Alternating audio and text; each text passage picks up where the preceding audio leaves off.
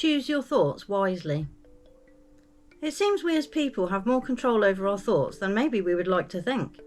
Or not to think, as the case may be. Where it is easier perhaps to believe that we are just passengers, beholden to a working mechanism that is toiling away in the background and reaching conclusions we pretend we are not party to, just at the mercy of them and their consequences. An easy way to sidestep responsibility of thought or action. And although there is a certain level of subconscious workings that we are not fully aware of, there are also very clear and conscious processes we are aware of, and sometimes don't always want to admit to, where people can hide behind themselves, or get stuck in mind as they say, and will not step out of themselves for a moment to reflect. But I always believe that thoughts start from somewhere, that they don't just appear as they seem to on occasion, and there is always a train of thought to an idea or belief. And like with trains, they have a starting point before meandering or speeding through various landscapes and terrain, picking up and dropping off characters until reaching the station or conclusion, just as a thought might until it terminates and is no longer relevant.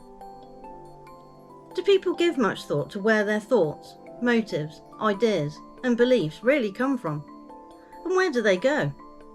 How they manoeuvre through your psyche, either taking hold and getting comfortable, or slipping through and dissolving into the beyond? And if they do take hold, how do they manifest? Are they out in the open to you and get to be explored freely? Or are they hidden in the back, festering and taking on a life of their own, not really being noted until triggered or brought forth by circumstance?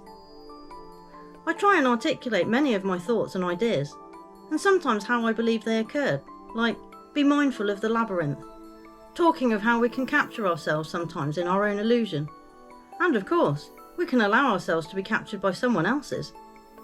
Often perhaps not quite aware of what we are doing or how to know your own mind, as one might say. Because as others sail along looking for ballast and crew for their NASA ship, your thoughts and where they lead are of utmost importance, because they can affect real life change if put into action, for better and for worse. Because thoughts can create realities, as mentioned in Creating a Nightmare Reality. And that in society, we as people are all going through life, experience separate realities to one another, where we converge in a shared version, where it appeared we were in a certain level of agreement on what we called reality.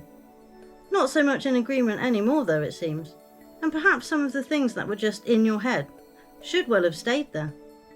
But even there they aren't completely confined to that field, sometimes able to wander and influence from afar, because the power of thought should not be overlooked, as we have seen it can be used to great effect.